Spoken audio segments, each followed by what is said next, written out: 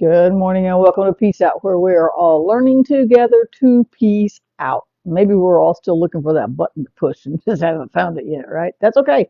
We talked about the obstacle course and navigating through stuff that gets in our way and coming back to trusting God over and over again every single day, every single hour, every single minute, whatever it takes to just keep trusting God, because that is where we'll find that peace, right?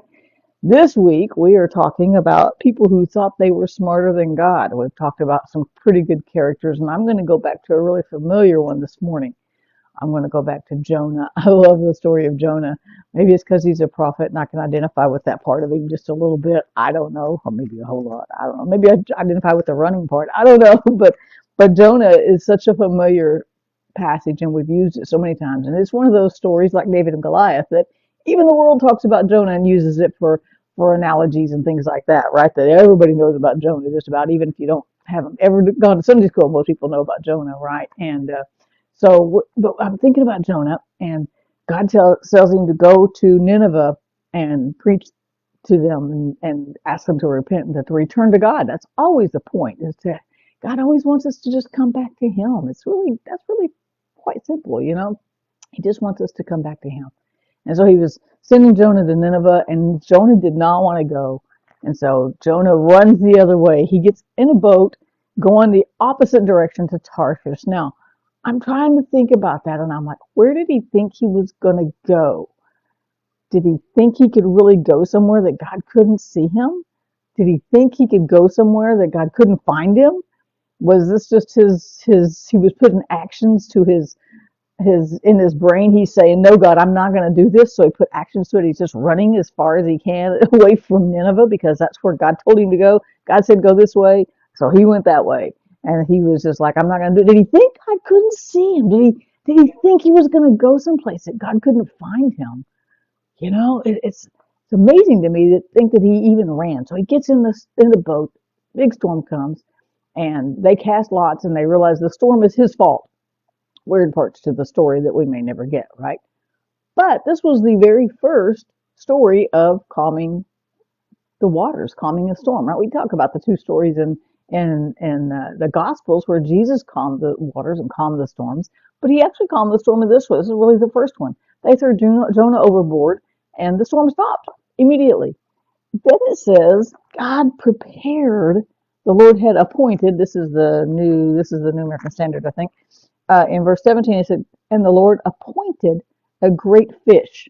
Now, some versions say he had prepared a great fish to swallow Jonah. God was ready for Jonah. He was like, the fish was like his catcher's mitt, right? Here he comes. Come on, put it right here. Put it right here. We're going to get him wherever he goes, right? And he caught Jonah. But he didn't destroy Jonah. He didn't wipe Jonah out. He didn't cause the fish. There's so many things about the fish that doesn't make sense in the natural, right?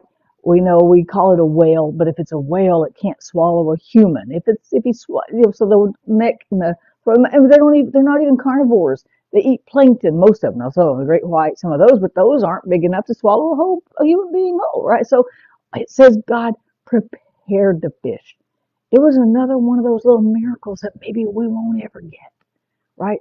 But God got the fish ready for Jonah because he knew Jonah was going to run. Jonah didn't do anything that God was not already prepared for.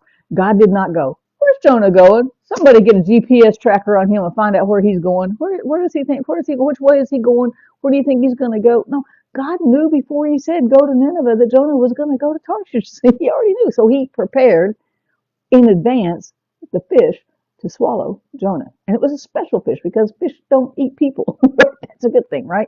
And so God met Jonah there in that moment of fear, in that moment of complete disobedience, in that moment of being obstinate. All these bad words we could use about Jonah, God still captured him with a fish and preserved him and saved him and used him. And Jonah, of course, went to Nineveh because he had a near-death experience, and that always draws us closer to God. Right? When we think we're going to die, we think we're really going through something, then we run to God then, right? And so God was ready for all of that. None of that caught God off guard. And nothing in our lives catches God off guard either, right? So Jonah's like, I'm going to run the other way, and God goes, it's okay, I got a fish to catch you. Instead of catching a fish, he's going to catch a man, right?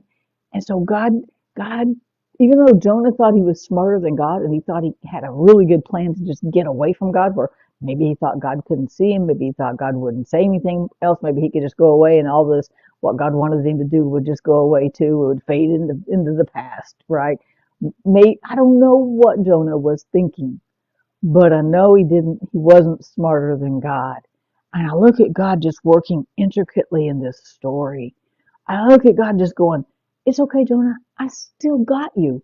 You disobeyed me, you were obstinate, you were rebellious, you ran the opposite direction, but I've still got you.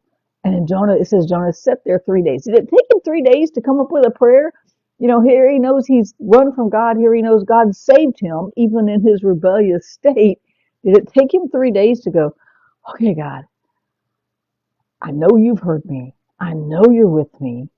Are those things, wow, what a crazy thing to have to work through. You're sitting in the belly of the well, or a great fish, whatever what way you want to interpret it, and you're still coming back and saying, I called out in my distress to the Lord, and he answered me. He heard me. He answered me. Isn't that the most amazing spot in the world? And it wasn't hidden from God because even though he did things wrong, God met him in the belly of the well. God will meet us in our day to day too. We aren't smarter than God. We can't get away from God. We can't run far away from God. We can't go the opposite direction. We can't rebel and him go, I don't even know who you are anymore. I'm not going to have anything to do with you anymore. No, he still comes after us because he still wants a relationship with us. I just can't quite. I can say those words, but I don't really fathom the depth of that kind of dedication to chasing us. But that's who God is. He wants that relationship. Matter of fact, he wants it so bad, he made sure there was a way made for us to get back to him before Adam and Eve ever sinned. He had it all planned out. Why? We're not smarter than God. We just got to say, God, I'm going to trust you for this situation. I'm going to trust you for this day. I'm going to ask you for wisdom.